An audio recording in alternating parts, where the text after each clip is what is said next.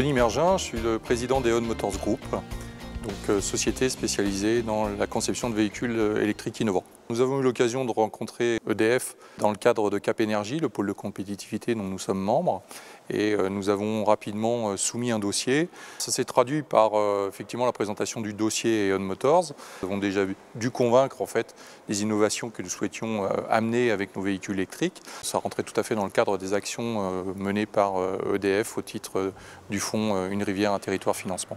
Alors grâce au programme Une rivière, un territoire, nous avons pu très clairement nous installer sur Malijai, nous avons pu embaucher les premiers salariés et nous avons pu réunir les conditions nécessaires à l'assemblage de nos premiers modèles pour le Mondial de Paris.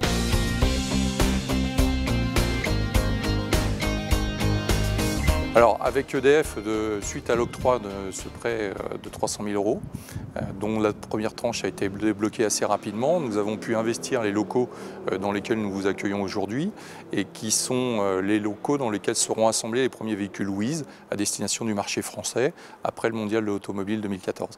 Donc ça c'était un élément très important pour E.ON Motors, de manifester son implantation réellement locale, de pouvoir embaucher les premiers salariés localement et de pouvoir être en mesure, après ses premières ventes au Mondial 2014 de l'automobile à Paris, d'assembler ses premiers véhicules.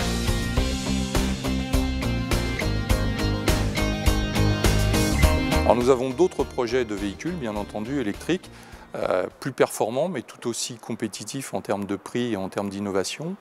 Ces véhicules sont en cours de développement. Nous utilisons la technologie moteur roue, donc, ce qui est particulièrement intéressant parce que ça libère de la place en termes de capacité à embarquer des passagers et de la charge utile.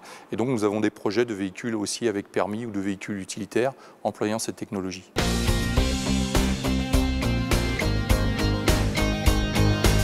Effectivement, nous avons conclu un premier partenariat avec EDF pour l'usine souterraine de Sisteron, où nous allons livrer un premier véhicule WIZ d'ici la fin 2014.